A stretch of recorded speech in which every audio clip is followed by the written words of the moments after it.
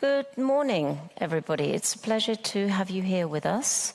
We've still got one or two people who are going to come in a little bit late, so don't be alarmed if the door opens as we are going, because we're going to carry on as the young Gasteiners join us a few minutes later. Let me welcome you to this session, Data Shouldn't Be Rocket Science, Peter. My name is Petra Wilson. I'm from Health Connect Partners, and I'm joined here by an amazing panel. And if we could just have the slide of our panelists so you see who they are. But they are going to introduce themselves as they answer questions. So you can see who we have with us, 3 in person and 1 virtual. Birgit Beger is with us virtually, and we will see her on the screen when she answers questions.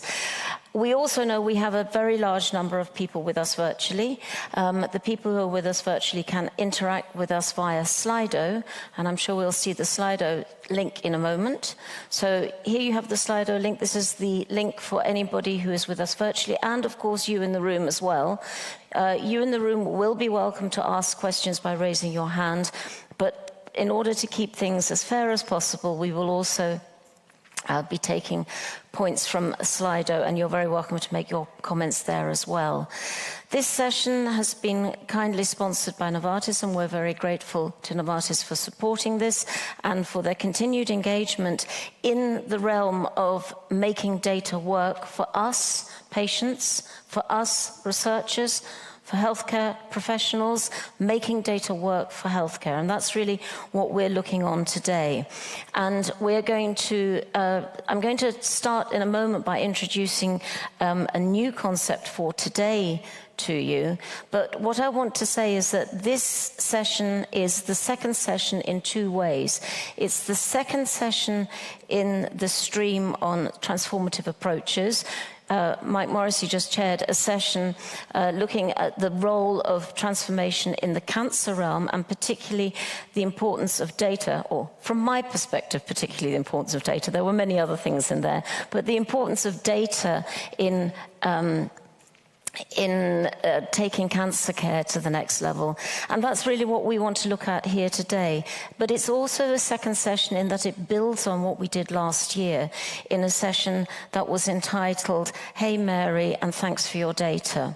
In that session, what we identified with the panelists and also with the polls is that while many citizens and patients feel very confident about the importance of data use and that they are happy that their data is used to treat them well, there is still some reluctance and some fear about what happens with data. And one of the reasons for that is the concept of the ownership of data. And you will have seen that also in the abstract of the session today. There is still this notion that we own data. And of course, in some ways we do. But what I want to give to you very briefly is 2 different concepts of ownership of data. There is an emotional ownership of data. We talk about my job, my children, we talk about my books, but what do those terms really mean to us? We don't own our children, we don't sell our children, and actually many of us don't own books anymore. We own the right to read books because we have them on a platform, but more and more we don't own paper books that we can sell to somebody else. And then there is the legal concept of ownership. For those of us who own houses or flats or cars, we have a title in those things that we can pass to another person. And when we've passed it to that other person, it has nothing to do with us anymore. And I hope that alerts you to why it's dangerous to talk about ownership in data, ownership in health data, because we don't want to pass all the rights and interests and control of data about ourselves to another person and then have no more control over it. What we want is good governance, good control, good stewardship of data. That's what we highlighted in last year's session, and it's a little bit what we want to look at today as we think about data being the fuel for the rockets that we want to use to get to the moon.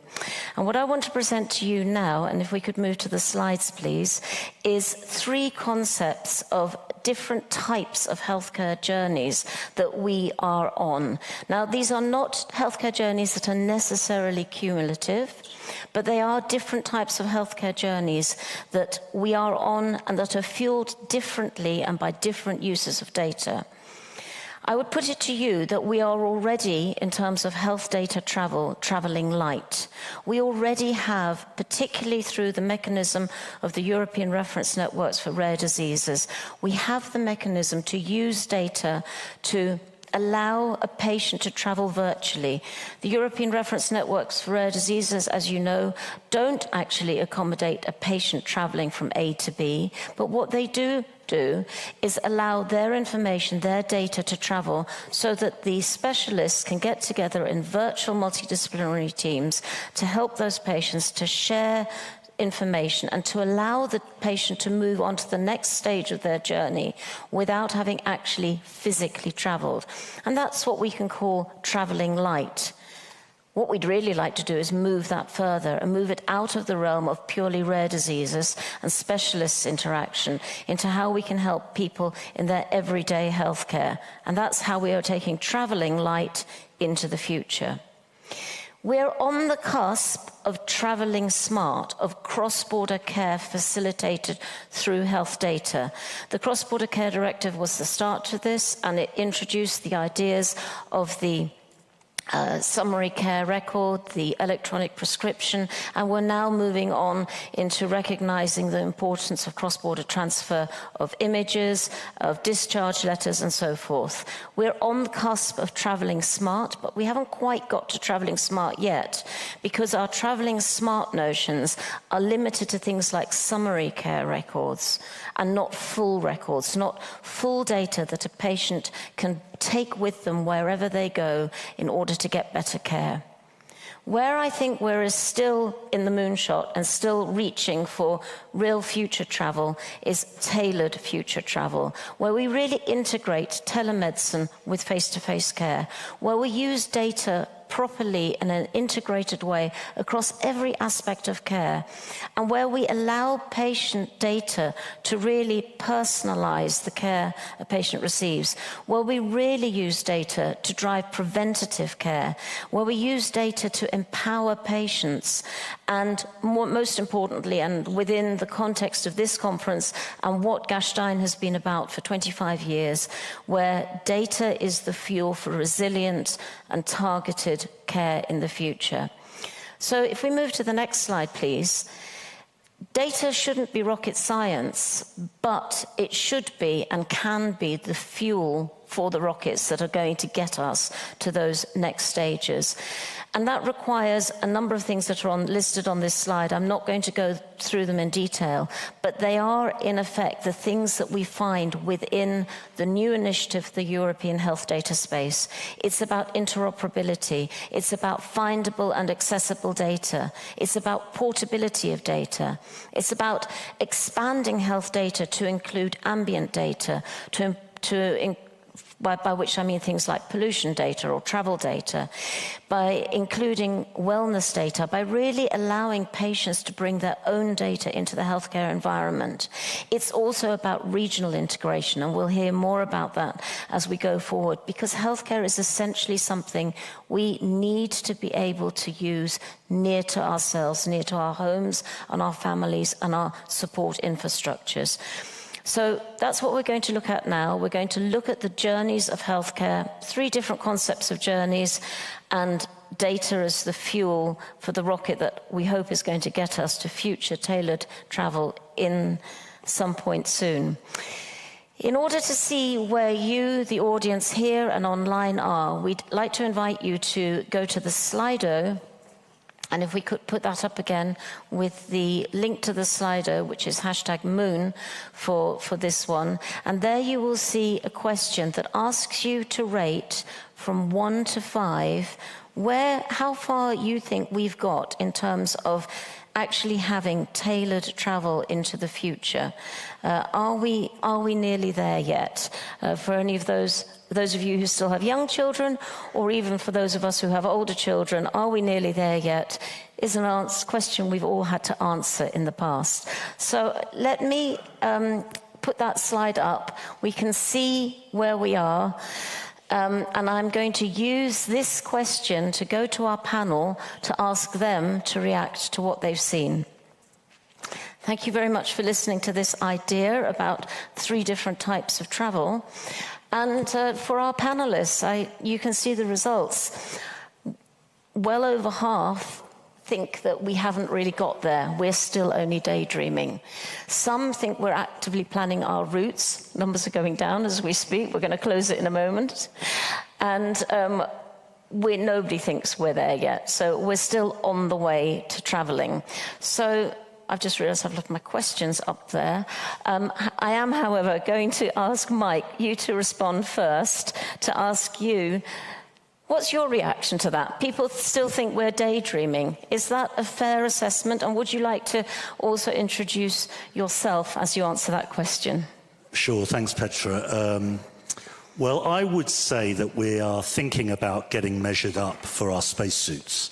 We are thinking about it, we are planning for it, we're discussing it. And I represent the European Cancer Organisation, and we are a group of, we're a federation really of oncologists, nurses, pharmacists, patient groups. And we have a digital health network that has been addressing this question, and we had a roundtable on the European health data space back in June and a report since then. And I think there's a lot of learning going on within the community, a lot of realization of the opportunity that exists with the health data space. I was reading a stat that rare disease patients, this came from one of our patient groups, Eurodis, rare cancer patients, 95% of them would be happy for their data to be used and shared, compared to 37% of other patients. Well, that's no surprise, I suppose. People with rare cancers think, I don't care about my data so long as it's anonymized. I want to share it. I want to learn. I want to get the benefit of that data being shared across borders, across hospitals, and so on. So I think there's a lot less caution in the patient community than there is in the regulator, policymaker community on the health data space issue. But I think there's also a sense that healthcare professionals are learning very much too, what the future could hold. And a natural caution, I think, Petra, like many big initiatives that are international initiatives, I'm not talking specifically about EU initiatives, that the devil's in the detail, that somehow when policymakers get hold of it and it gets into implementation zone, that it might all get too complicated and everybody forgets all about it. So I think there's a lot of aspiration, a lot of ambition, but I think there's a long way to go, and a lot of stakeholders will need to work very closely together and start trusting each other to make it happen. So trust, which is interesting because it's the thing that came up most strongly last year and the thing that we hear most common. People want trust that their data is going to be used properly, that it's going to be used in a way that personalizes their care, do you think? Yeah, no, I do. And I think if you ask people the simple question, would you like your oncologist to have access to data across Europe for people with the same kind of cancer as you, in your age group, of your gender, and see what treatments work? It's a no-brainer, yes. Of course I would. And of course I want my data shared if that's going to help the common good. I think if you talk in too technical language, then it gets a little bit more complicated. But I do think that this is about bringing, and that's what's great about events like Gastein, bringing policymakers together with all of the healthcare professionals, patient groups, and other stakeholders involved in this. Because if this is going to work, it's going to require a significant joint effort. Thank you very much. And as I said, we have been joined by the group from the Young Gasteiners. We're very grateful to have you with us. We're looking forward to your input. We're talking about the importance of data in fueling our moonshot and driving new forms of healthcare. And people often say that the younger generation have a different attitude to data. So we'll be interested to hear if that comes out. But Tessa, let me ask you. I know that you feel quite strongly about patients and patients' access to data, patients' rights to share data or withhold data if they want to. What was your reaction to the fact that most people think we're still daydreaming, that we really haven't got to a point yet of using data to drive care in the way that we as patients might want it? I think people press the right button. I think we're still a long way away. By way of quick introduction, I'm worked as a rheumatologist in general medicine and general practice before I joined the British Medical Journal, where I've been on the editorial staff for a very long time, the last 8 years of which has been spent leading and developing the BMJ's patient partnership strategy. Concurrently, in 2004, I presented with a stage 3 very rare cancer, adrenal cortical carcinoma, and somehow have managed a journey with that since. It's extraordinary that I'm still alive, but anyway, I'm the lucky one. Most people are not with this cancer.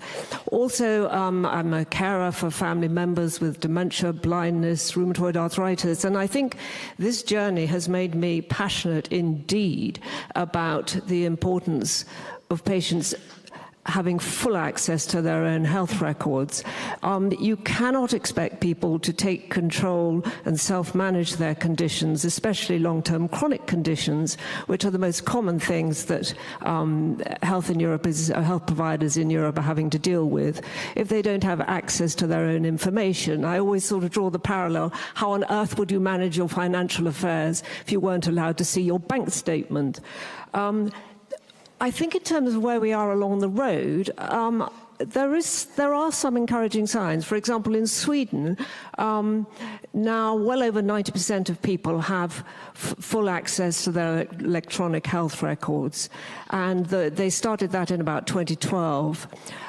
They're probably the furthest ahead within Europe in that respect. In the UK, it's very patchy. We've gone for sort of NHS Digital had a sort of catastrophic attempt at it, which cost 20 billion and didn't succeed some time back. And since then, one of the most enterprising people who pushed the envelope on giving patients access to their full electronic health records is an outfit which is independent, not-for-profit, called Patients Knows Best. And through them, about 10 million people have got full access and can use it. NHS Digital has pushed out a bit. We can get access to some information. I personally can get access to summary information and various other bits and pieces. I can't get access to doctors' letters. A lot of the coding is incorrect. It's very frustrating. It's not going to be useful for me to even go within my own country, let alone cross borders. I mean, contrast this with Australia, where 90% of the population have got access to the electronic health records through their national system, and the US, where it's now mandated as of, I think it was April 2021, that all health providers provide all patients with full access to their full records without charge, without delay. So it's coming, but it's patchy. It's coming, but it's patchy. So, Mike, you think it's important, but we're not there yet. Tessa, it's coming, but it's patchy, and we're not yet there yet. Michele, you're more from representing regional aspects now. What about within countries? Have we reached little moons within countries yet? Or are we there also still only daydreaming? Well, thanks, Peter, first of all. Great to be here. I'm Michele. I work for Eurigas, the European Network for Regional and Local Health Authorities, indeed. It's actually quite interesting because we started a journey together with our members to discuss, how the European data space will impact the work that they do already at local and regional level. And I think it's correct to say that we're still daydreaming, in a way. But I also want to think that we started a journey towards kind of fixing this daydreaming and putting it forward.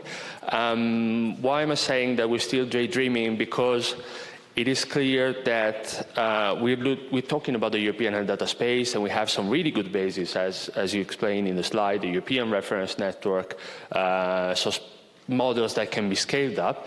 But we're talking about the European health data space when in our own nations and regions, we still have troubles to communicate about data and health data within their own country. So I think there are very nice, interesting best practices, lots of pockets of use of data and interesting advancement, but I think the road is very, very long. But we started it, which is really interesting. And I can say that, of course, from our regional and local health authorities, there is willingness and understanding of how important this is, especially also considering the cross-border dimension. It's a huge amount of the European population that lives in cross-border areas. So it's not just every now and then, but it's people that really, maybe they are closer to an hospital in another country than the one they currently live in.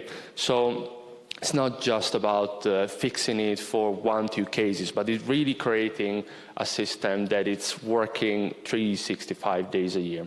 And with this in mind, yes, I think we're still daydreaming, but we can learn from what we're doing already. Again, talking with our members, looking at how many projects, initiatives have been running on this, how many new initiatives are coming up every day.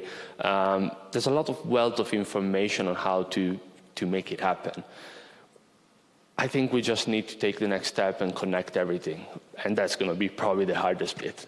Thank you very much for that. I noticed that there's been one question on the Slido, and we will come to it, because the question on the Slido, also for my panelists, colleagues who haven't seen it, is can we address the elephant in the room and discuss GDPR and the fact that it limits data transfer?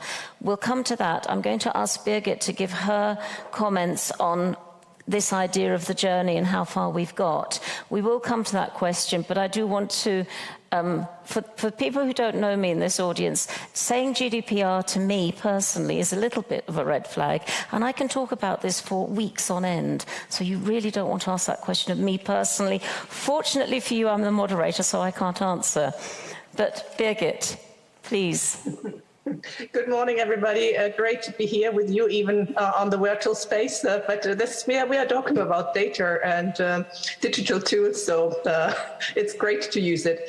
My name is Birgit Beger. I'm the CEO of the European Heart Network. It's a federation comprising national foundations funding research and patient organizations representing patients in the cardiovascular health community. So from my point of view, it is a very decisive topic, always was been. Petra knows this. I remember having worked together also with Dr. Michael Wilkes, who had said data at that time, it doesn't even work in my hospital to have data transferred. So looking at the bigger picture of the healthcare system, I think it's an obligation, utterly important, that we need to transform our current healthcare system face-to-face, also into the virtual work, so that it functions to the benefit of the society at large. And without, and I'm talking this especially coming from the cardiovascular health community, which has suffered a lot under the pandemic, when numbers have gone up because people missed appointments in the hospital. And some of the digital tools actually helped to get a certain consultation, get a certain rehabilitation, having a certain monitoring. So it is really decisive to bring this on in favor of everybody. Looking where we are at the journey, I think I said initially we are under 2 and 3, so we are actively planning. We want to go there. I think there's the need. We can't circumvent it. We have to do it. We have some elements packed, but we are not ready to go because our suitcase, our rucksack is not finished. So I think that's where we're here.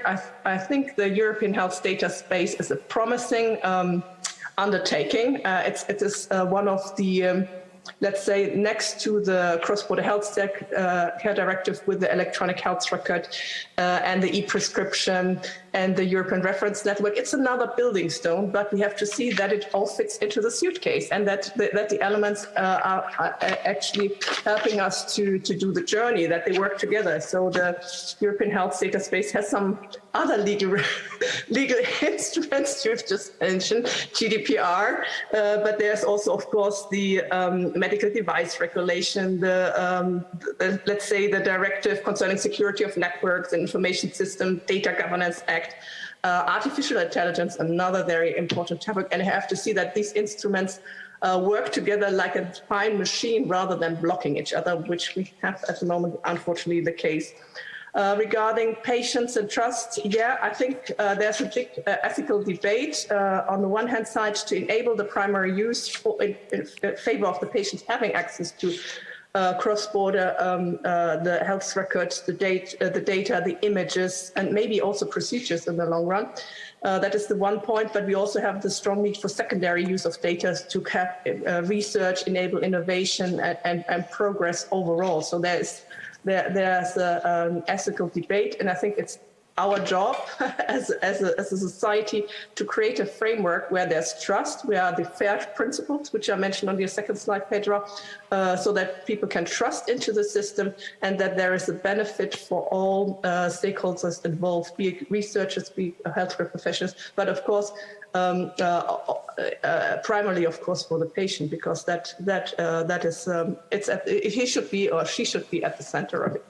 I think I stop here and we go to the next question, isn't it, Petra? Thank you very much indeed. So I hope that you've seen from this that our panelists by and large agree with you. We're not there yet, definitely not there yet. We're probably packing. Some of us are daydreaming, some of us are packing. Interesting in Birgit's answer, she vacillated between packing a rucksack and packing a suitcase. And I think that actually introduces a very interesting new image. Are we packing a rucksack for a quick bit of smart travel? So more along the lines of the European reference networks, more along the lines of a quick fix to an urgent situation? Or are we really packing a big suitcase for a year's worth of travel somewhere? Let's acknowledge the question, which has now got four thumbs up.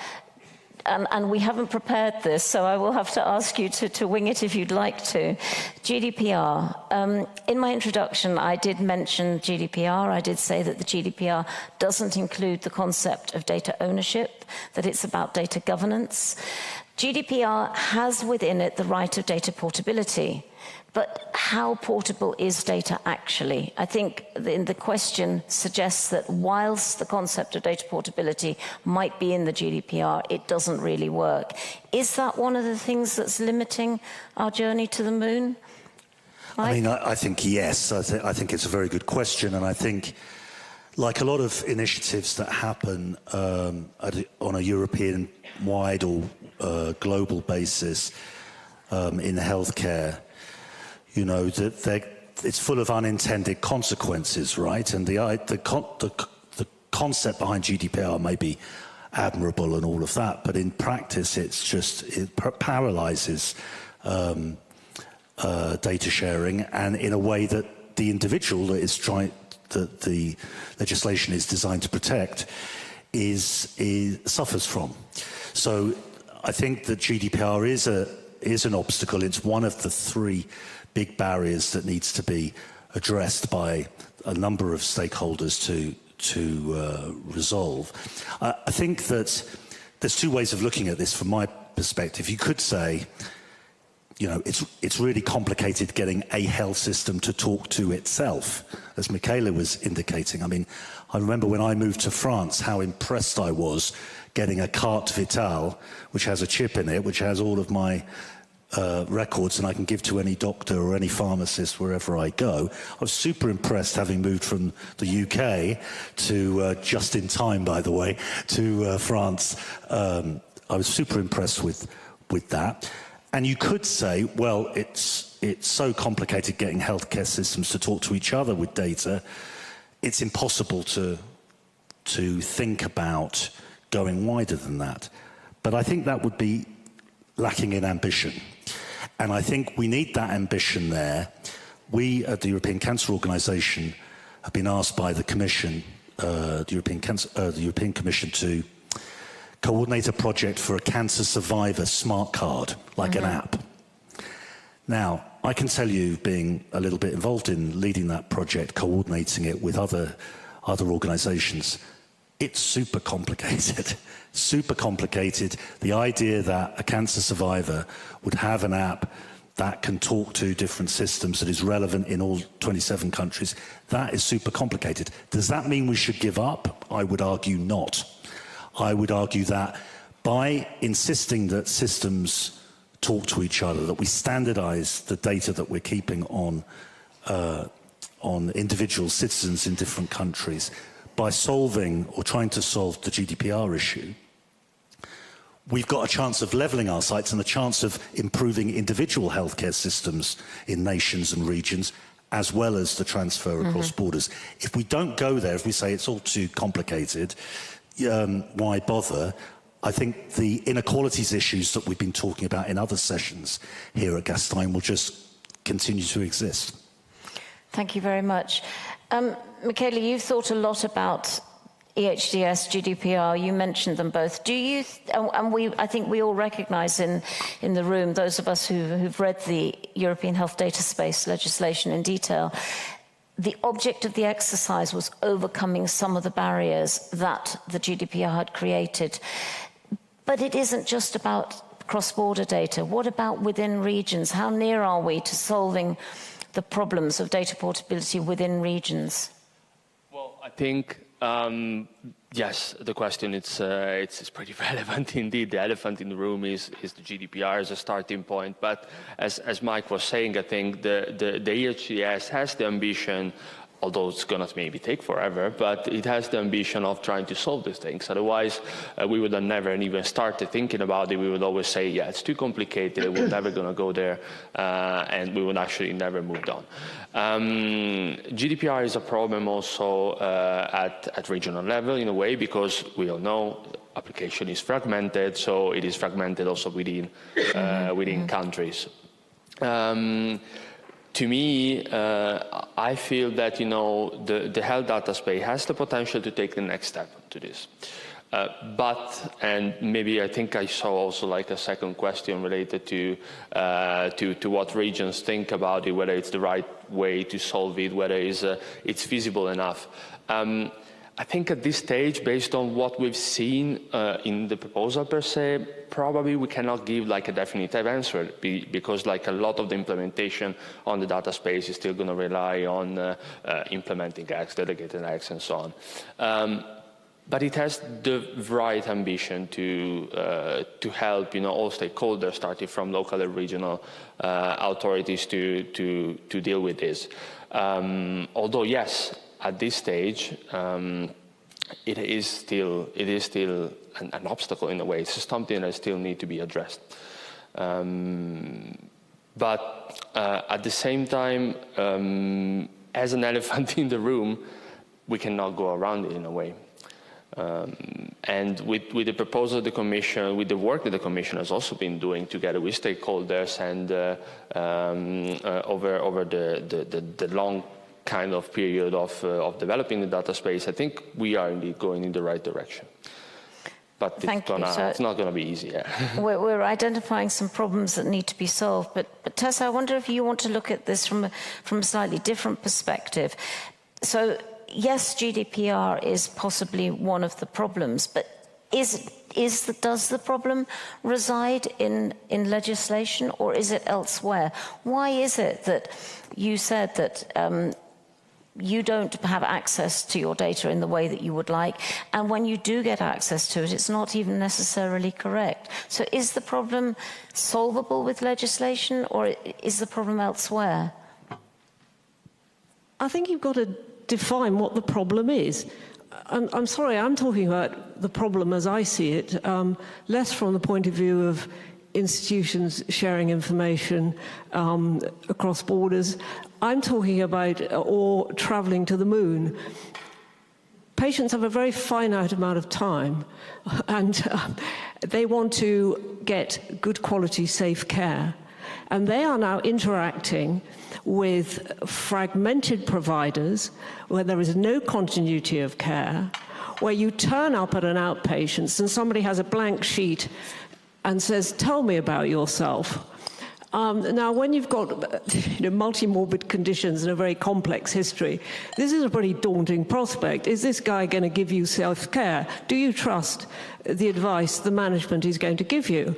So, at one level, the GDPR thing has certainly exercised the BMJ because we send all our papers out for review by patients as well as peer reviewers, and obviously we have confidential data on that. We've had to get permission, and that's exercised it. But sorry, I'd like to go back to the patient, because I think it's a damn sight easier to give the patient access to their full electronic health records than it is probably to sort out the stratosphere with all its many, many complexities, because the patient is the one sort of the common link as they seek care from different providers, different specialists, if they cross borders.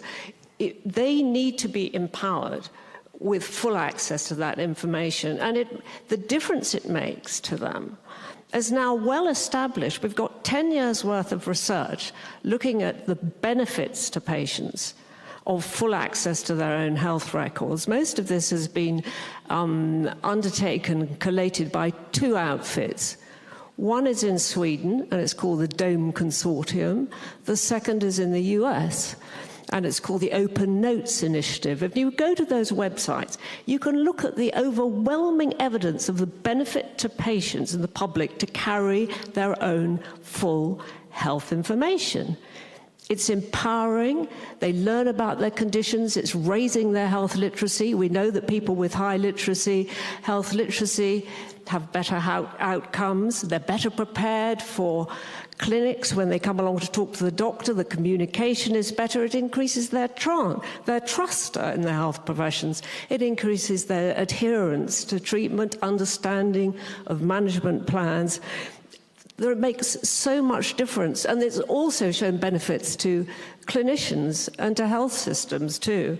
So why wouldn't we go hell for leather to roll it out?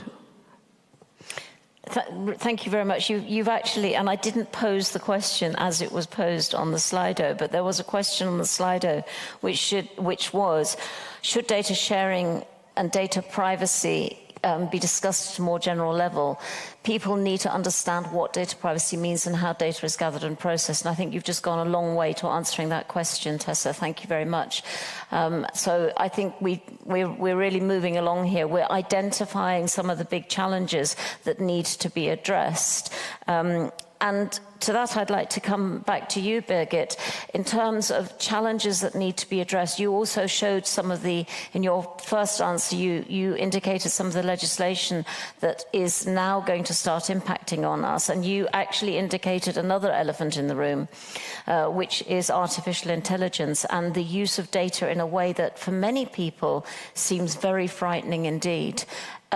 However, in your domain, in cardiovascular healthcare, there is an increasing use of algorithms to help clinicians make decisions, and increasingly to help patients make decisions about how they exercise, how they eat, how their sleep is affecting them, and so forth.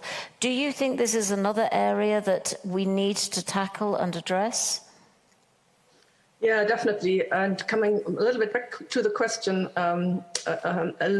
legal requirements, this is not really, that is not the problem. What we need to have is a political and societal consensus of what we want. Once we know what we want, then we can put it into legal practice. So laws are never an obstacle. It's the political agreement. So this is my old conviction as a passionate lawyer background, which we need to tackle. And there, what Tessa said, the discussion and let's say concepts need to be clarified. What do we need? There are different terms for the patients already, like is it a data subject, is it a data recipient, is it a data user? So these legal concepts, they have to be clarified what we want. And then once we have the principles clear, the values clear, we understand what public interest is and what innovation means, have a proper definition, I think then we can give it a legal form. But at the moment we are, as I said, between a suitcase and a rucksack, between different instruments which have been there in the past and needing to go forward.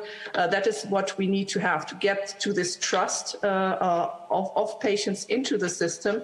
Also to have the, as Tessa mentioned, health literacy, also as making an investment so that everybody is on board and understands how he or she can use the data, and then we find the technology and the legal instruments. That is, but I think the political and society agreement, the consensus, that has to be created first, and then we can put it into practice. Now that we already have some structures in place, we need to order the rucksack. And I think I tend to be rather for the rucksack because we need to be cone. We can't wait another centuries before we have instruments in place to help healthcare, giving all the pressing crises we have left, right, and center. So we need to harvest the potential of digital tools without shedding the baby with the bathwater, as the British say.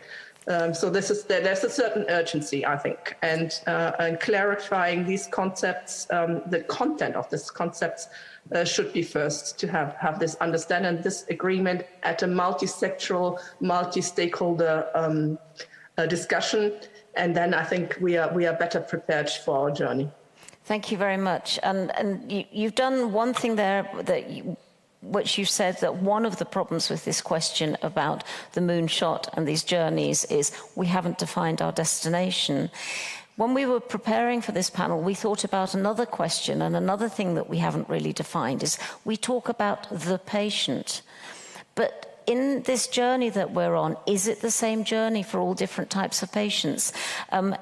Is it, at the moment, what we have with the Cross-Border Care Directive, it's primarily aimed at two types of patient: the relatively well patient who travels and has an accident, or the patient with a rare condition who needs the assistance of a specialist in another country using something like the European Reference Network for Rare Diseases.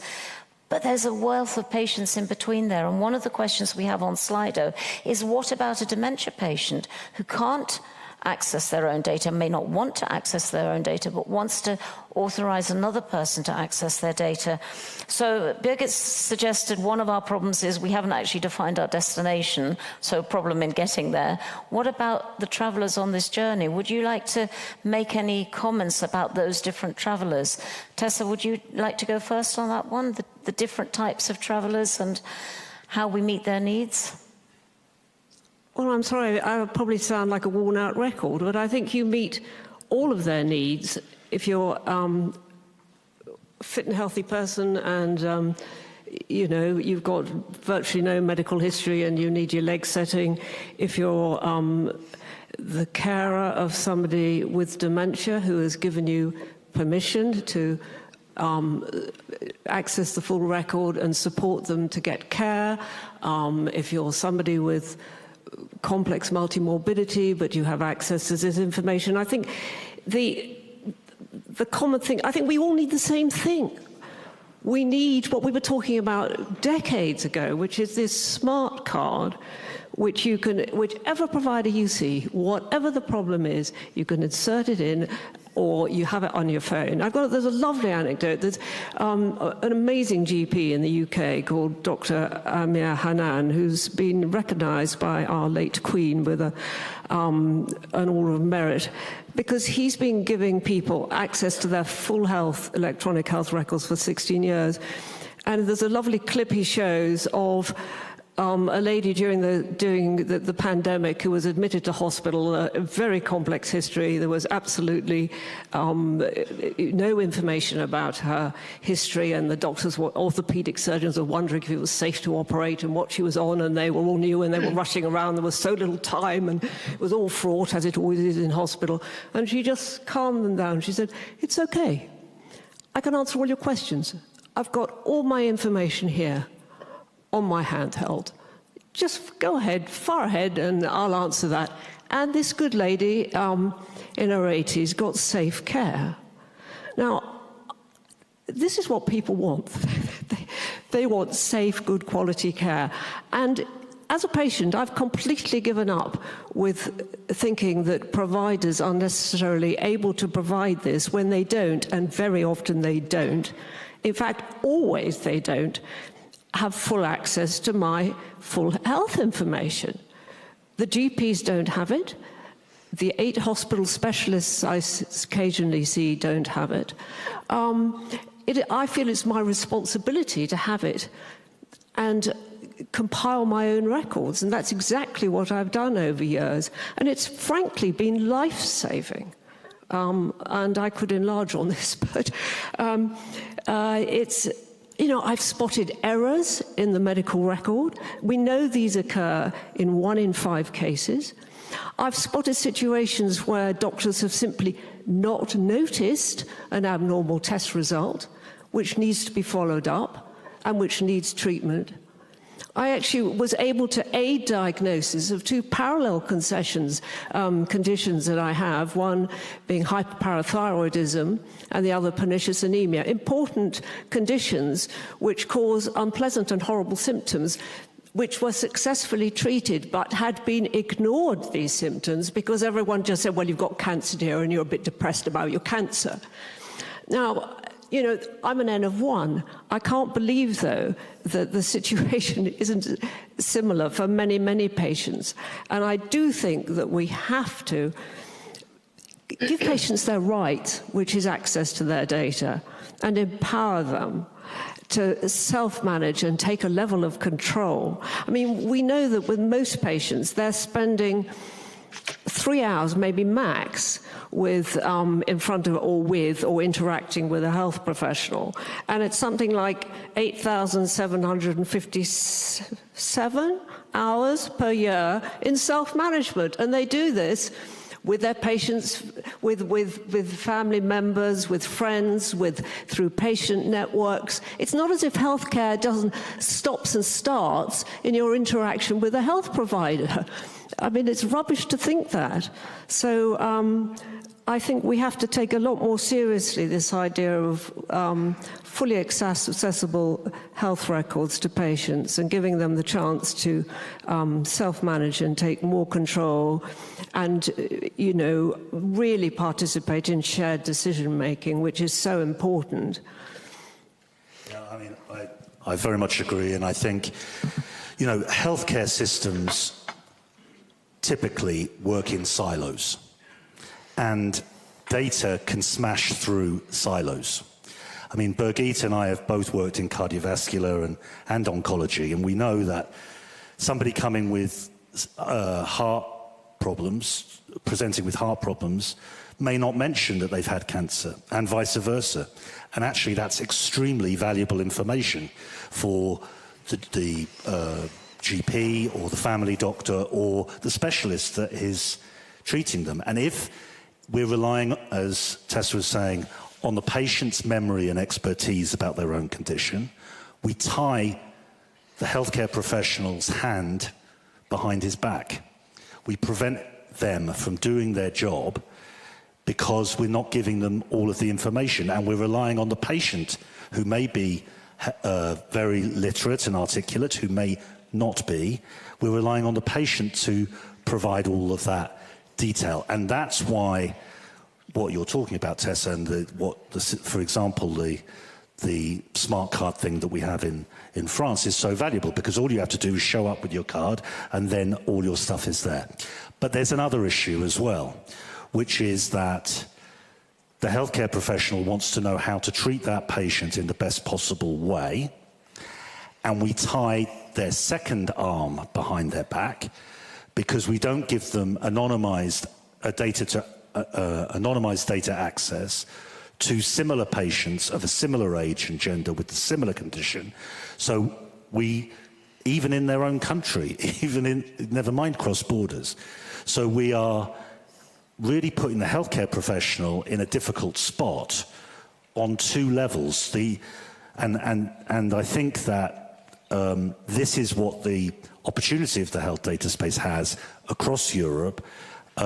It's about empowering patients, it's about empowering healthcare professionals, and it's about empowering healthcare systems to achieve much better results just by breaking down silos. Thank you very much. So the silos, your big barrier that we need to address regardless of what type of patient it's for. What about regional silos, regional barriers, Michele? Well, I think I actually wanted to follow up on the dimension on healthcare professionals because I think that's a very important point. Again, yesterday in the session, we were Natasha Zopardi from the WHO was talking about how digitalization should support professionals in improving the way that they do their job, basically, and actually not eventually create further problems or tying their hands behind their back, indeed. And this, I think, goes through also the importance, maybe that can be considered a barrier, so the importance of improving education and literacy and skills development for patients, but also for healthcare professionals. Because I think, indeed, we've been talking about silos, we've been talking about collaboration between different stakeholders.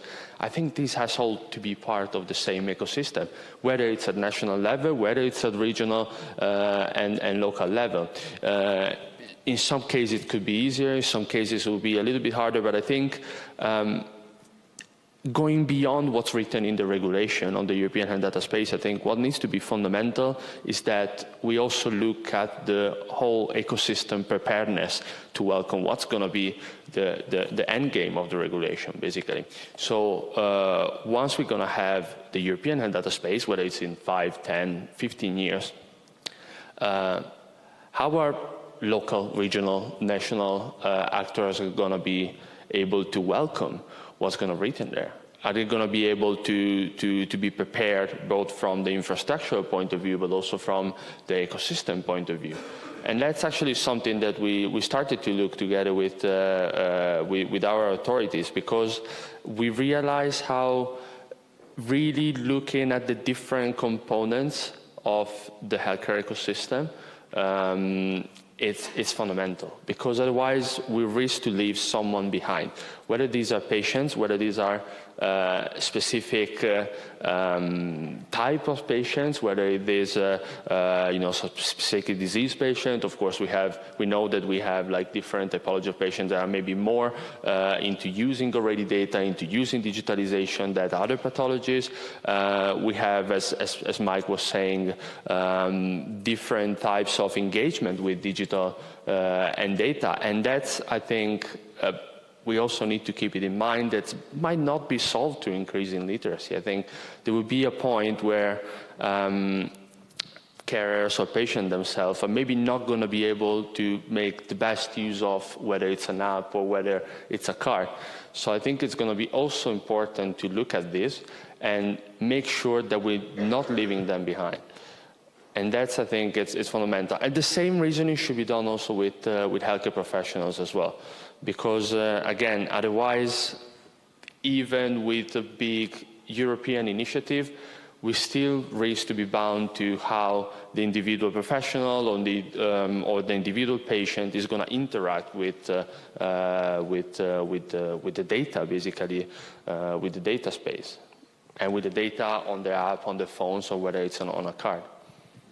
Thank you very much. Birgit, would you like to come in on this, either reacting to what the other speakers have said or on the original question around what about different type of patients? You said we need to define the journey. Do we need to define the travelers as well? Sorry, you said we need to define the destination. Do we need to define the travelers as well? First, maybe to the question, I think define the traveler. We are all of them. We are all travelers.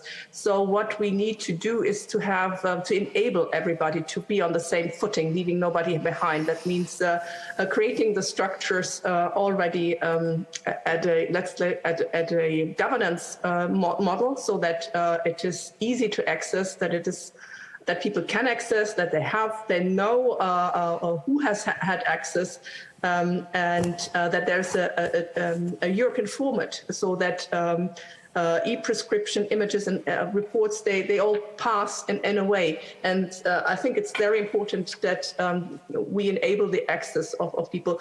It's the literacy question, is that if there are people with dementia, I think we need to enable their surrounding to make it possible. We have to have an infrastructure which is payable for everybody. And I think it needs, the structure itself must be as easy as our children are moving on iPads, on their phones, changing the settings. It must get as intuitive for everybody as possible. I think there we have the technology needs to come in to make it easy for everyone. And if it's providing public structures, good Wi-Fi, fiber cable, whatever it is, to make everybody have access to his health data and be able to share it, as Tessa has mentioned, with wherever he or she moves in the healthcare system. So for me, actually, there are not different travelers.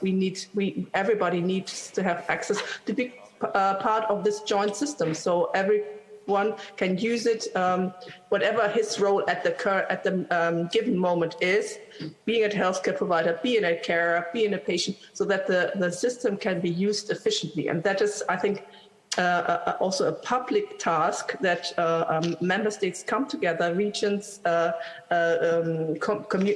communes, they make it possible that the infrastructures are there with a good governance.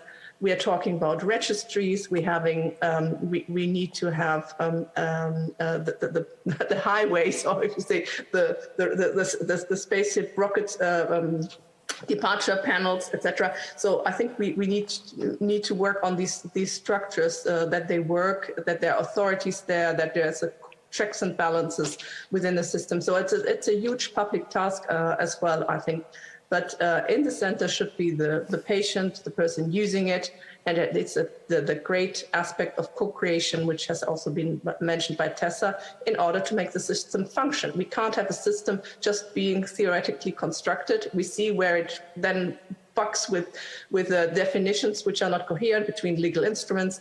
We need to have the technology in place. So I think it's a big societal challenge which we all need to work on.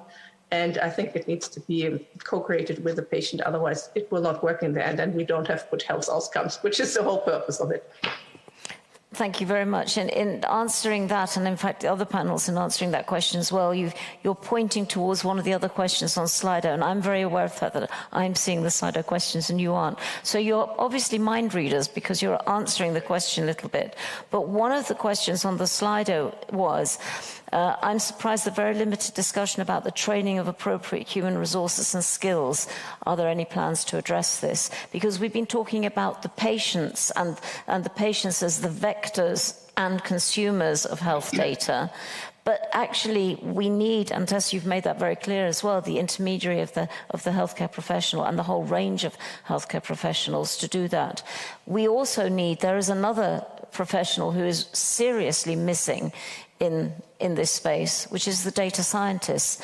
Data as itself, as it stands on its own, is of very little value. And one of the big issues that I think we perhaps need to address with the European health data space is access to mountains and lakes in this region of raw health data isn't going to advance anything. It needs to be curated, it needs to be managed, it needs to be turned into something useful, and that requires data scientists.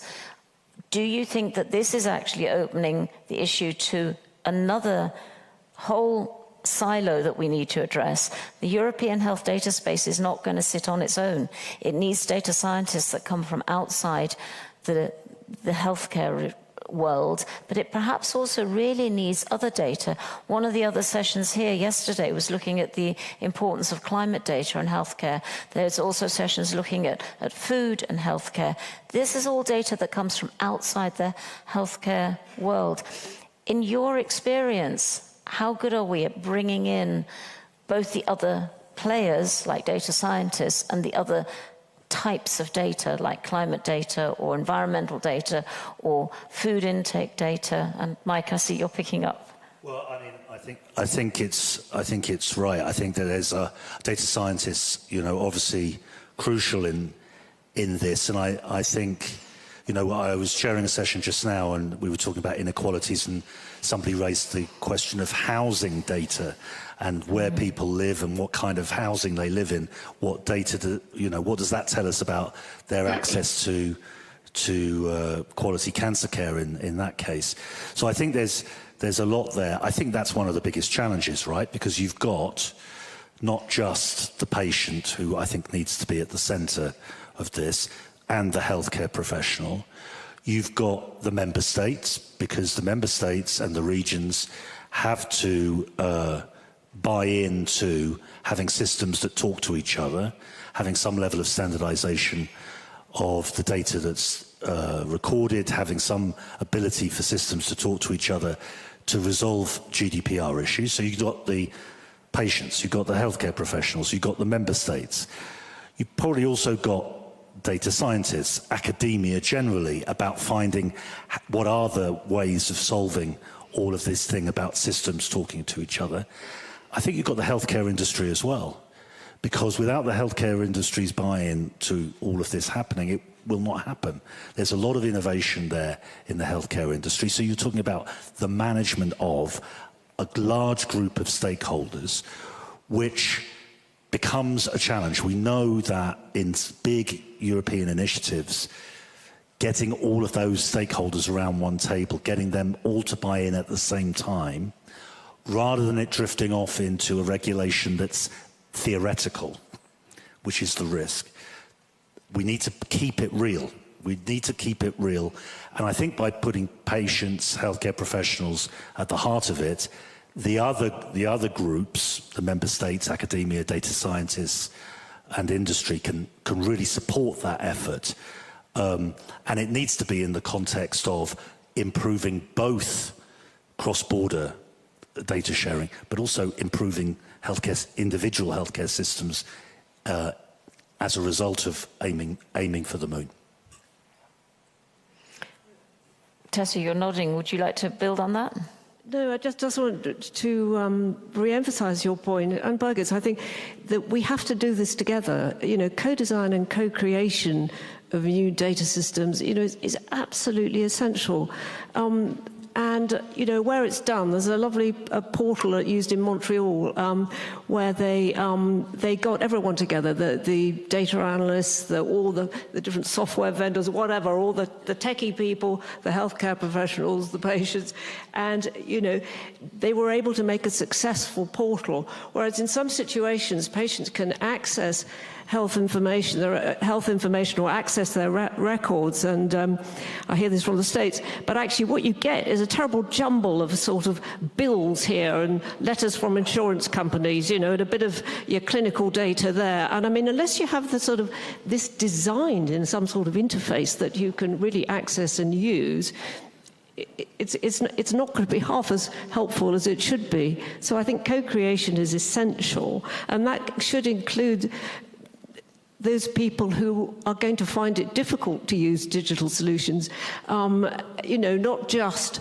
the educated, middle class. But one way, I think, quite imaginative way I'd just like to mention, because you may not have heard of it, I hadn't heard of it until recently, is in Australia, where they've got My Health Record, and they realise there are many communities, like some of the refugees or some of the very older patients and communities that are very tentative, and they don't use their electronic health records because they don't know how to do it. So what they've done is they've gone to a community foundation, a charitable outfit called the Good Things Foundation, and got them to work with different voluntary and community different organizations, given them a little bit of seed money, and they're training digital health mentors. And they go into these, you know, and work with these communities of people who are digitally excluded and show them a way to actually participate in the new world of electronic health records and full transparency. So I think, you know, we can look, imagine, and they've evaluated the impact of this system, which has been running for a couple of years. It's been really most encouraging. So I do think, you know, the things that can be done to reach those who are excluded, and the experience of, certainly from some of the Patients Knows Best system in the UK, is that, you know, parents of, say, disabled children or, you know, so much value the ability to see all that information and be the surrogate and support as a unit that person who isn't digitally literate themselves to actually get good health care and sort of interact with health professionals as constructively as possible in the short time that you spend with them. But I think just one other thing, sorry, about sharing data, as if the answer is all in the science and that the very best data will allow you to give that patient the very best treatment. Well, it only will if it aligns with their priorities and preferences. You know, cookbook medicine does not do everybody a favor. So there's a whole new dimension there and a whole new amount of data, soft data, around patients' preferences, priorities, if you like, patients' experience data, which is just as valuable as their hemoglobin level or their scan result, which is essential to giving them the right sort of care for them. Just one more thing to add, Petra. I want to add, because I saw Francesco's comment in the chat there and very much agree with it. I think, you know, we should see the European health data space debate as an opportunity. As an opportunity. Will it roll out perfectly? No. But is it an opportunity of a generation? Yes. It's an opportunity, as Francesco's suggesting there, to deal with the GDPR issue. It's an opportunity which will not come around again in our generation with this level of intervention in healthcare and the whole national competence issue and on the back of COVID and the vaccination program. We need to use this opportunity to level up, to improve healthcare systems and raise all of the issues that we're raising. It's okay to aim for the moon. Will it be perfection? No, I don't think so. But if we let this bus go by, pass by, because it's not perfect to get on, we will be failing in our responsibility. We'll be failing in our responsibility to patients and citizens all across Europe. And so I think it's a question of using the European health data space as a hook in policy terms to make all of the arguments that Birgit and Tess and Michaela have been raising today. So let me just point you towards another question on the Slido, and then please do answer, Michaela. But I think we've been focusing a lot on what in EHDS terms is known as EHDS1, so using data to provide care to patients. The question on the Slido is, what about secondary use of data? And the question there is should patients or citizens have more control over how their data is used for secondary purposes? But I would actually like to make that question bigger to you. What about the value of the European health data space in opening data for secondary use, for innovation, to drive the change to get us to the moon? Michele, do you want to go first, and then Birgit, if you want to follow on? Yeah, I'll be very quick, and I also want to follow up on Francesco's question. I think that's a very good point, and there is a concrete risk if we look at how we are recovering from COVID-19, and let me explain why. With the Recovery and Resilience Facility, of course, there's a lot of money that it's also going directly on digitalization and innovation at national level, at regional level in some cases. But basically, you know, we will need to deliver results while we're actually still discussing where we're going with the European health data space. If we want to look at it as a roadmap, as kind of our indication, as a vision on how to basically work on health data at European level. So I think we will just need to be extremely careful on how we look on what's happening on Earth right now, which is delivering immediate results to improve, to use innovation where needed in our healthcare system, and that can be done already today, basically at different levels, and link it very, very well with what's going to be the future vision that the European health data space can bring beyond the fact that it's going to be a potentially revolutionary regulation. As Mike was saying, it's something that we cannot just leave there and say, okay, we're going to deal with it afterwards. No, we need to really, now everybody that is working on innovation, everybody is working on digitalization of healthcare system, I think we really need to keep in mind that that's going to end up in a single vision that this data space hopefully will deliver at some point. So I think that's something that I just wanted to bring because it's a very good point. So how we look for the future, but actually how we manage to actually innovate right now. I think it has to be balanced. It has to be kept in mind. On secondary use, well, I think. Yes, I do have the very much strong hope that the data space, the health data space, indeed, as if you look at it as a vision, will also support how we can make better use of secondary data for research, innovation, and for policy-making purpose. I think that's going to be essential. In terms of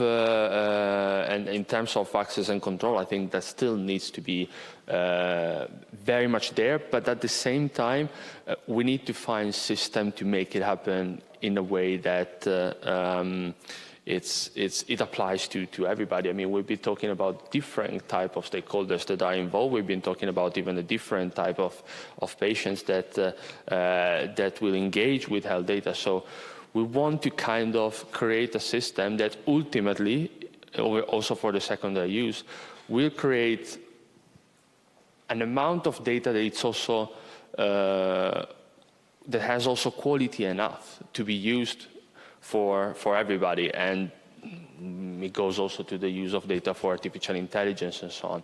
So I think, yeah, hopefully it will be primary and secondary use at the same time, and will really drive forward also this level for health data. Thank you very much. Birgit, I know you're keen to jump back in. No, you sparked with the secondary use. So we've discussed at the session very much the primary use, and that is perfectly appropriate because we need this quality assured, but also privacy secured system where the patient can access the data, can use it on his patient journey. So this is very central, and this helps the healthcare system definitely in the treatment and care. But the secondary use of data, that means using the existing health data for further purpose, for research, for innovation, it's just equally as important. We've seen with the COVID-19 pandemic how little do we know. And I heard a professor from Stanford and Jerusalem just saying, we know 1% of the human biology, just 1% we know. So 99% is unknown to it. And there, I think data can be a help to push innovation and research to help us get better treatments. If we manage to have quality assured national registries and have that lead to improvement at hospital and country level. So I think these are very important, and it also will help us to speed up the research because we saw how important it was to have vaccines available, and when we didn't have them for COVID. And I think there's also the need to increase the speed and efficiency of randomized controlled trials, which are the bread and butter of research nowadays, but which are still very difficult to conduct and very expensive. And in the end, it takes years and years while patients are suffering and dying from conditions. So I think the secondary use of data is just also very important to tackle in order to improve our healthcare systems and to have a better health outlook. And I'm quite proud about my British member, the British Heart Foundation, they invested into a data science center. So they link up between Health Data Research UK, having the registry, and they use it for improving research on cardiovascular health. So that is a very nice sneak example where it does work, where we bring science towards the patient, because the patient is sitting right in the structures of the data science center. So they have a governance structures where board meetings and committee meetings are mandatory to have a patient in place to advise and to give input on how the data should be used and how it should be managed and how what kind of research is needed to ensure better health patient outcomes in order to improve quality of life in the end. So I think we have a unique chance with the European health data space to tackle primary use, so the use for the patient in the healthcare system, but also to push forward a scientific advancement and progress in order to come back to the patient, to come back to society overall. And it's very much needed, as we saw in the pandemic, where we saw how little we know and how little our healthcare systems are resilient to tackle it. So I think it is a very inspiring chapter, secondary use of data as well. Thank you very much. Mike, you're itching to say something. No, I very much agree with Birgit, and I think the secondary use question needs to be resolved as quickly as possible in terms of getting some consistency around. Because what we're talking about here is getting some consistency around between member states' approach on it and then rolling it out. I mean, if you saw, Birgit mentioned COVID there, right? All sorts of things happened with telemedicine during the COVID. The one thing that's great about healthcare systems, as was proven in COVID, was their resilience and ability to innovate to help patients, right? That's what they did. That's what they do. They dealt with COVID in the best possible way, and they came up with different approaches on telemedicine to be able to cope with the circumstances they found them. Now, we're behind the curve here, pan-European, because we don't have principles behind all of this. We need principles behind all of this so that there's some consistency we can for sharing later. If we leave this, if we let this pass, this moment, then it'll be much harder to, at a later stage, to bring it back and have some consistency between the different healthcare systems. So we're already behind, but we can, if we do this now, it'll be well worth it, I think. Thank you. Tessa. I just wanted to jump in very quickly to say that absolutely, use of secondary data, absolutely essential, but to emphasize that the patient community, okay, they're passionate about their own care and the care of their loved ones. They are equally passionate, especially extraordinary when things don't go right, to help other patients. They want learning to spread. They don't want the mistake and the problems that happened here to happen again and again and again, and sadly they do in another hospital, in another setting, in another country. I mean, there's an initiative called Use My Data in the UK. You know, and there's a lot of force and power behind it. People really do want to share their data, share their information, share their experience to help others. So there's but I think that they're also keen to work in agenda setting too. And it's interesting to me the power of these patient networks now. I mean, we heard a bit about that, didn't we, from the long COVID session. There are a lot of people that are driving innovation and change is when you get a patient advocacy group, which have sort of got together with the passion that you get when you have and live with a condition or your loved one lives with that, you know, to drive change, to drive improvement. And I don't think we should ignore these patient networks. I mean, just very quickly, you know, because I live with a rare disease, the standard consultation I have, never met anybody with adrenal cancer before, and I just say, can I help? I'm a member of an international Facebook community. We're well over 1,000, and we're exchanging daily information about new research trials, how to tolerate very difficult chemotherapy regimens, what the agenda should be for the next tranche of research, where the centres of excellence are, etc. you know, I think that we have to realize that patients are digitally connected in a way that just transformed over the last decade or so. That didn't exist 15 years ago. And so working with them and harnessing some of their passion that they have will help us innovate and push forward this secondary data space, I'm sure. Thank you very much. We've got about 10 minutes left in this session, and what I want to do now is ask another question on Slido and use that to take us into the concluding part of this session. So the question that I want to ask is simply that we want to create a word cloud, and we want you to put into that word cloud the 2 words of what you, or possibly more, but what do you most want the European health data space to achieve for you, whether that's as a patient, as a healthcare professional, as a data scientist, or of all 3 of those rolled into one. What is it that you want it to achieve in 10 years from now? And I'm seeing that 10 years from now as being a significant part towards our journey to the moon. And I'd like to do that now, and then I'm going to ask the panelists to come back to that. So if we could start working on the word cloud, please, that would be great. Just to get that feeling of what it is that people want. Because I'm beginning to, what we want to do with this as well, just so that you know, we will be writing a report that comes out of this session, just to highlight some of the things that we've come together on and that we've been able to identify, because now is the time in the lifetime of this piece of legislation to put our feelings to the members of parliament, the people who we elect, who our taxes pay for, to make sure that this piece of legislation and the other legislation related to it, the Data Governance Act, the Data Act, any reforms of the GDPR, the Network Information Security Act, the Cyber Resilience Act. Europe has been busy.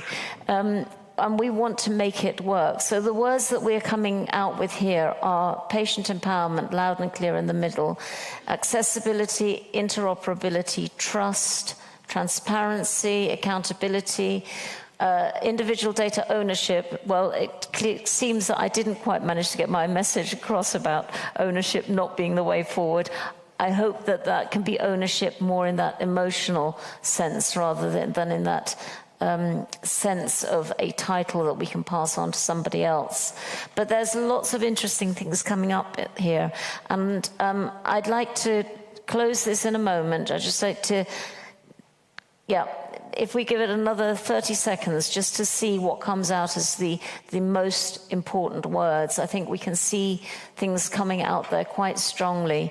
And then I'd like to invite our panelists to give some thought to these words, and on the basis of these words, what is the advice? And it also comes back to one of the other questions in Slido. What is the advice that you would like to give to the policymakers, the co-legislators who are now building the environment for us, building it for us at European level, but it's going to be executed at regional and local level? So if we close the Slido now, patient empowerment, accessibility, trust, interoperability. Those seem to be the 4 big words. Who's ready to go? Who'd like to go first? Michele? You're ready to go. I can give it a go. Well, ready, we'll see. But no, I mean, the words are pretty much, I don't know if you can have them up, but patient empowerment and trust, I think they go very much together. Because after all, whether it's at European, national, regional, local level, hospital level, doesn't matter, but this is going to be fueled by individuals that are willing, enabled, literate enough, and can really engage with the health data movement, if you want to call it, beyond, the individual examples that, for instance, Tessa mentioned. So I would really like that, the international Facebook community, the individual initiative we would get to a point in, 10 years from now, where every single patient, every single carer can feel as a full part of the health data movement and be safe with it. So feel safe to engage, feel they have the right tools to do it, tools that are developed with them, and tools that are accessible, they can trust in, and well, of course, they're also transparent. That's very important. Going to the second bit of the question, what's my suggestion to policymakers? You kind of mentioned it already. I think we need to keep the European ambition. The European health data space should be a goal as a piece of law, but should also be a vision that we need to keep as part of the European Health Union process, actually. We need to make sure that that happens, but at the same time, while keeping this vision up and while keeping it happen, we cannot forget that indeed, as you said, it's going to happen also at regional and local level. So keep the eyes on the moon, but really look at what's happening on the ground in a way. Thank you very much. So we're going to be looking in two directions at all times. Mike. Petra, we talked earlier about smashing silos, and that data can help healthcare professionals break through silos in the way they treat patients. I think we need to be inclusive and empower each other so that we don't work in silos on this issue. And when I say we, I mean policymakers should not be over here, patients over there, healthcare professionals over here, member states and regions over here. That will be a recipe for a theoretical solution that will not work in practice. This needs to be practical, pragmatic. The experience on the ground of healthcare professionals and patients is obviously extremely important, but we also need to knock heads together to speak truth to power, if you will, systems that talk to each other. Let's just agree on some basic principles of what we're trying to achieve, and it can be done, but only if we smash the silos. Thank you very much. Tessa. Thank you. Patient empowerment. This is so crucial. First of all, it's a legal right to have access to your full information. So my message to policymakers is, please remember this. And giving patients and the public full access to their own health information brings huge advantages. This has been shown by research consistently over the last 10 years. Improves outcomes, improves literacy, and enables people to self-manage conditions. You know, healthcare is not sustainable unless we get and help promote and support self-care. And this has got a long way to go. We haven't even talked about interoperability is essential, but so is interaction. The whole point about digital records is we can have digital exchange. Now, there's plenty of examples where this has been done imaginatively so that the doctors and the patients have been allowed to initiate when they're seen on the basis of what's happening to them, and they interact and say, I don't need to be seen in 3 months. You gave me a 3-month follow-up appointment, but I'm fine. Or actually, I need to be seen next week because things are going pear-shaped. I've been monitoring my own blood glucose or whatever it is, and clearly, and I've adjusted this and I've done this, but I need some more support and help. In several conditions like rheumatoid arthritis and inflammatory bowel disease, they have shown that patients who are empowered by access to information, and they can use that to interact and with their health providers and show how they're getting on and make their own decisions about when they need to be seen. They need to be seen less often. They end up in A&E less often. This is a move that could really save money. And when it comes to things like digital consent, that looks like the way forward. Consent for procedures is done really badly. And now we're starting to look at digital consent, where all the full breakdown of the risks, benefits of doing a particular procedure are presented to the patient in advance, not in 2 minutes before they get wheeled down to the operating theatre, which I've had done to me. And, you know, that will really improve shared decision-making. And the more information patients know about the risks of procedures and the side effects and the complications, along with the benefits, funnily enough, the less they choose interventions. And again, you know, we know that we live in an era of too much medicine. And proper shared decision-making, which could be facilitated by this exchange, which also takes account knowledge of patients' preferences. could actually help reduce some of the cost to health systems. It's a crucial move, and I hope that within all that's going on at European level, this element will be taken seriously and pushed for. I believe it will be. But Birgit, I'm going to ask you to be very brief in your last comments so that I can do a little bit of summing up, and then we'll let people have lunch wherever they may be, online or here. Very good. I'm a concise speaker, as you know. So I have 5 words dotted down. It's people. So we need. We start with the patient. She is in the center. We can only do it together. We need principles. That means governance systems. We need values. We need to discuss what is public interest, and we need to be clear about the safe and ethical use and reuse of data. Then we need the structures. We need all the organization. We need agencies. We need registries. We need them in place in order to function. We can't have just the ideas, the dreaming. We need to add physical investments. We need the elements, the rule. The wheels of the machine as well. And then I think very much science-driven. We need evidence-based. We need all to take all our decisions forward to enable science and to help us being a better society based on evidence. And last but not least, definitely not least, equity. We want to reduce health inequalities and inequities in the societies, and we should use all these 5 points: people, principles, structures, evidence-based, equity, to transform. That's the topic here of Gastein, to transform our healthcare systems with digital tools in order to become a better healthcare system for all. I hope that's fine. With you, Petra. I stop here. It is indeed fine, and in fact, you've probably done my job for me by summing it up. So I'm going to just try and give us a little, very quick summing up on where we've gone on the journey of these last 90 minutes. The question at the beginning was, are we on the way to the moon yet? The answer there was from about 60%. We are still daydreaming, and from about 30%, we've started planning, and then it started to tail off. I think we identified some of the problems about why we're still daydreaming. One of those first problems is we haven't really defined our destination, and we need to do that collaboratively, and we need to work out what the destinations, many are, and what the destinations are for the different types of travelers who are going to be on this journey. And those travelers are not just the patients, but all the people around them, including people who may be in a much wider circle, like data scientists, like the healthcare industry, in its bigger sense. But it isn't just about knowing where we want to go and to continue the traveling image, to know who the travelers are and to make sure that they have the right baggage packed, so the right data. It needs a journey, traveling needs rules of the road.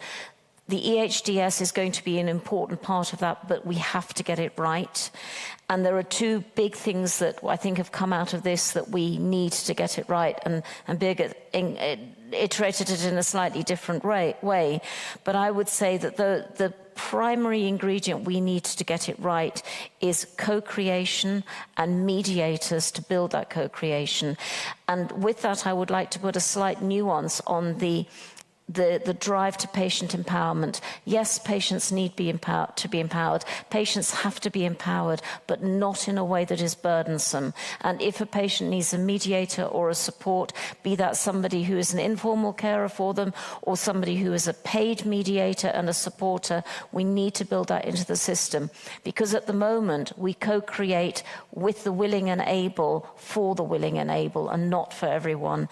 And if we do that, we possibly end up where we've been with the GDPR, that it was a great idea, but it was already not fit for purpose when it hit the statute books. We have the right to do it. We have the means to do it right and the duty to do it right with the European health data space. That means that we all, as citizens of Europe, and I apologize for those who are not citizens of Europe, but those of us who are citizens of Europe, we have the capacity to lobby our members of parliament to make sure that they hear our voices so that they can co-create for us. But it doesn't stop there, because the legislation is just the beginning. Then it has to be implemented, and that comes down to the nitty-gritty at the regional level, and that's where the empowerment of the patient, mediated if necessary, comes back into play. So I hope with that we've inspired you that the HDS is going to be a good thing, that you are needed to intervene to make it a good thing, and that it's all going to be good fuel to that journey into better healthcare, so that when Gastein's 50th anniversary comes along, we are not talking only about what's going to happen in the future, but we're going to be able to look back on what we did well 25 years ago. Thank you very much.